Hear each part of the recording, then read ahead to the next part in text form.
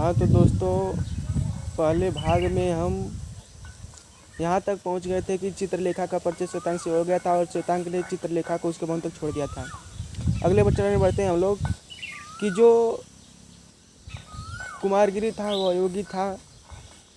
योगी में शक्तियाँ भी थीं, लेकिन वह अपनी शक्तियों को सिर्फ संचय करने में विश्वास रखता था, उनका प्रयोग करने में नहीं।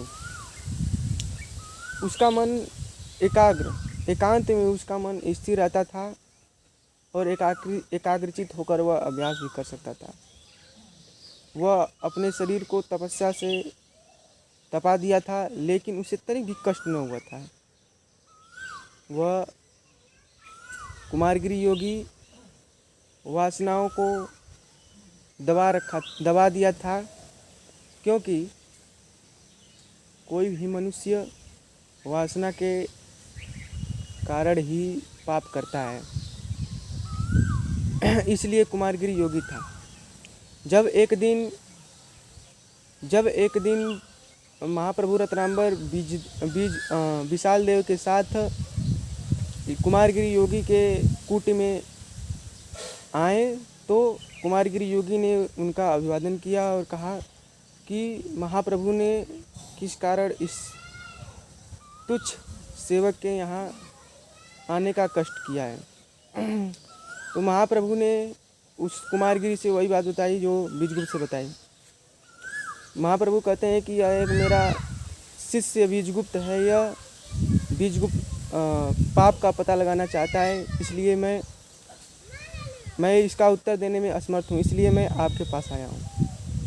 तो कुमारगिरी योगी कहता है कि महाप्रभु इस अपने तुच्छ सेवक को बहुत बड़ा भार दे रहे हैं, बहुत बड़ा अवधान दे रहे हैं। तो फिर महाप्रभु रत्नांबर कहते हैं कि यह तो आपकी उदारता है। इसके बाद वह कुमारगिरी योगी ने विशाल देव का परिचय लिया। फिर इसके बाद वह कुमारगिरी योगी विशाल देव को दीक्षा देने के लिए तैयार हो गए।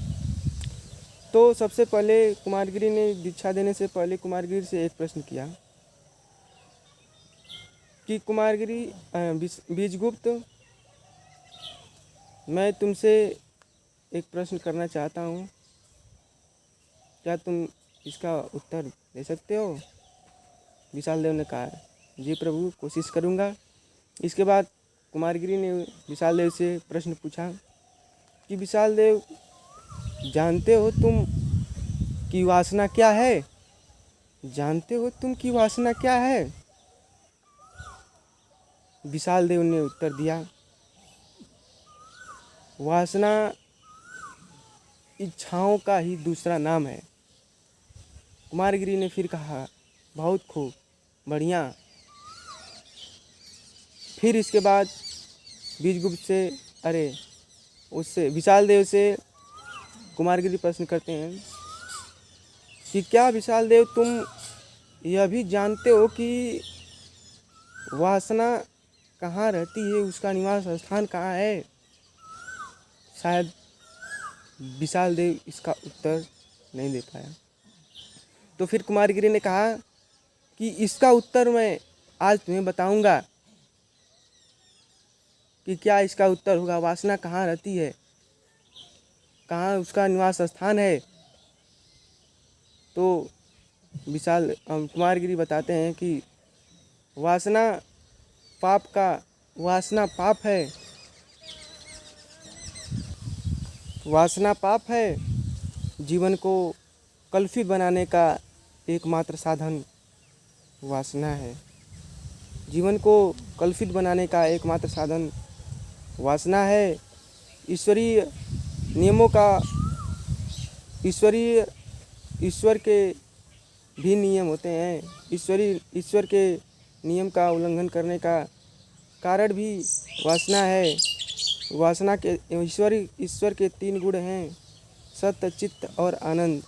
इन तीनों गुणों को सिर्फ वही प्राप्त कर सकता है जो इच्छाओं को त्याग दिया हो और जिसका मन विशुद्ध हो। विशाल देव, तुम मेरे शिष्य तभी बन सकते हो जब तुम वासनाओं और इच्छाओं को त्याग दो। विशाल देव, यह तुम समझ लेना कि यह एक तपस्या है, लेकिन इसमें तुम्हें तनिक भी कष्ट न होगा। इससे बेहतर ये होगा कि तुम इच्छाओं को दबाओ मत, इच्छाओं को उत्पन्न ही न होने दो। यदि यदि यदि इच्छा उत्पन्न हो गई तो वह प्रबल रूप धारण कर लेगी। इसलिए तुम्हारा कर्तव्य होगा कि तुम इच्छाओं को उत्पन्न ही न होने दो। यही तुम्हारा शिष्य बनने से पहले सबसे पहले यही कर्तव्य होगा। तब विशाल देव कहता है कि मैं अपनी इच्छाओं को दबाने का कोशिश करूँगा। श्वेतांक ब्रह्मचारी था। उसका क्षेत्र था अभ्यास रहित अध्ययन और उसका ध्येय था ज्ञान। उसकी अवस्था प्रायः 25 वर्ष की थी। उसमें प्रायः 25 वर्ष की थी और उतने समय में श्वेतांक दर्शनों तथा स्मृतियों का अध्ययन कर लिया था। स्त्री को वह नहीं जानता था और न ही यौवन की मादकता से वह भलीभांति परिचित था। प्रायः रोज की भांति चित्रलेखा को उसके भवन पर पहुंचाने वह जाया करता था। लेकिन जब चित्रलेखा की अधुखली आँखें श्वेतांक की आँखों से मिल जाती थी तो श्वेतांक एक विचित्र प्रकार के सुख का अनुभव करता था। वह सुख क्या था उसे खुद न मालूम था, अर्थात एक अज्ञात चाह की कंपन। उस समय ऐसा आभास हुआ कि वह संसार में ही है और वह पाप और पुण्य से घिरा हुआ है तथा उसके चारों ओर वासनाओं का जमघट लगा हुआ है। एक दिन किसी कारणवश जब वीजगुप्त अपने भवन से बाहर चला गया और शाम तक अंधेरा होने तक न लौटा तो उसी समय चित्रलेखा वीजगुप्त के भवन में आई तो श्वेतांक ने उसका स्वागत किया बैठते और उसको बैठाया। तो चित्रलेखा ने श्वेतांक से कहा, श्वेतांक तुम्हारे स्वामी कहाँ हैं? ऐसा शब्द सुनकर श्वेतांक को बहुत बुरा लगा। उसी समय उसको अपनी स्थिति का आभास हुआ कि वह क्या है। फिर भी वह संतोष करते हुए कहा कि वह किसी कारणवश बाहर चले गए हैं। उसी समय चित्रलेखा मदिरा का प्याला श्वेतांक की ओर खिसकाते समय चित्रलेखा के सिर से उसका वस्त्र थोड़ा हट गया तो श्वेतांक ने देखा कि उसका जो बाल वह अंधकार के भांति काले थे। श्वेतांक ने पहले कभी ऐसी सुंदर अनुपम स्त्री नहीं देखी थी। तो चित्रलेखा ने अपने अधरों से यानी ओठों से मदिरा का पात्र लगाते हुए श्वेतांक से पूछा, श्वेतांक जानते हो जीवन का लक्ष्य क्या है?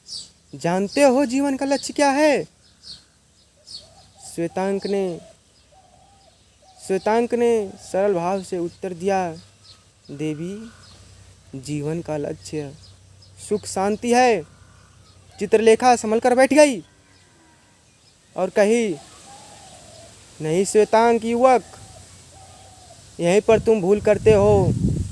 जीवन का लक्ष्य सुख और शांति नहीं। जीवन का लक्ष्य सुख और शांति नहीं। जीवन अविकल कर्म है, न बुझने वाली विभाषा है। जीवन हलचल है, परिवर्तन है और फिर हलचल तथा परिवर्तन में सुख और शांति का कोई स्थान नहीं। सुख और शांति का कोई स्थान नहीं। सुख संतुष्टि है और शांति आलस्य है। तो फिर श्वेतांग कहता है, देवी तुमने मेरे हृदय में एक प्रकार की ज्वाला उत्पन्न कर दी, यह किस लिए? किस लिए तुम मेरे जीवन में एक भोंडर बनकर आ पड़ी? इतना कहते कहते श्वेतांक ने चित्रलेखा का हाथ पकड़ लिया। तो चित्रलेखा ने हंसते हुए उत्तर दिया, मैं तुम्हारे जीवन में नहीं आई, मैंने तो तुम्हें केवल जीवन का वास्तविक महत्व बताया है। इतना कहते हुए चित्रलेखा ने श्वेतांग से हाथ अपना छुड़ा लिया और कहा श्वेतांग, मेरे जीवन में तुम नहीं आ सकते। मैं इस संसार में केवल एक ही मनुष्य से प्रेम करती हूँ, वह है बीजगुप्त। अब तुम जा सकते हो। श्वेतांग का मुख पीला पड़ गया। वह एक नर्तकी से हारा, ज्ञान में, कर्तव्य में, हर चीज़ में। वह श्वेतांग, अपमानित श्वेतांग द्वार की ओर बढ़ा और उस समय तक बीजगुप्त भी भवन में आ चुका था। जाते ही श्वेतांग ने बीजगुप्त के पैरों पर गिर पड़ा। श्वेतांग ने ऐसा करते हुए देखकर, श्वेतांग को ऐसा करते हुए बीजगुप्त ने देखकर चौंक गया और उसे उठाते हुए बोला, श्वेतांग क्या हुआ? क्यों, क्या बात है? श्वेतांग ने कहा, स्वामी, मैं आपके साथ विश्वासघात करने का अपराध किया है। मैं अपराधी हूँ। मैंने उस स्त्री से प्रेम करने का अपराध किया है जो आपसे प्रेम करती है और आप भी उस स्त्री से। बीजगुप्त श्वेतांग की बातों को समझ गया। फिर भी बीजगुप्त श्वेतांग ने उस अपराध का दंड अपने स्वामी बीजगुप्त से मांगने की जिद की। फिर बीजगुप्त श्वेतांग से कहता है कि श्वेतांग, अगर वह स्त्री यह कहती कि मैं तुमसे प्रेम करती हूँ और वह तुम्हारे समक्ष आत्मसमर्पण कर देती तो तुम क्या करते? श्वेतांग कुछ देर सोचकर कहता है, शायद मैं क्षमा प्रार्थना भी नहीं करता और स्वामी के साथ विश्वासघात करके एक बहुत बड़ा गुरु अपराध कर देता। बीजगुप्त फिर कहता है श्वेतांग से, श्वेतांग, तुमने जो कुछ किया उचित ही किया और जो कुछ भी करते वह भी उचित करते। इसमें तुम्हारा कोई दोष न होता। दोष होता तो केवल परिस्थितियों का। तुमने जो कुछ किया वो उचित ही किया, पर मैं प्रसन्न हूँ। तुमने अपराध किया और क्षमा भी मांगा, सत्य बोला, इसलिए मैंने तुम्हें क्षमा कर दिया है। लेकिन फिर भी श्वेतांग ने बीजगुप्त से रोते हुए कहा, स्वामी, मैंने अपराध किया है। जो अपराध किया है उस अपराध का मुझे दंड मिलना ही चाहिए। तो फिर बीजगुप्त श्वेतांग से सिर पर हाथ रखते हुए कहता है कि श्वेतांग, तुमने तो कोई अपराध किया ही नहीं, तो फिर दंड कैसा? अरे अपराध तो कर्म में होता है, विचार में नहीं। फिर भी यदि तुम दंड चाहते हो तो मैं तुम्हें सबसे कठिन दंड दूंगा और तुम्हारा दंड यह होगा कि तुम रोज की ही भांति चित्रलेखा को उसके भवन पर पहुंचाने जाओगे। जय हिंद दोस्तों, अगला पार्ट हम नेक्स्ट वीडियो में देखेंगे, इसके बाद क्या हुआ इस उपन्यास में। जय हिंद।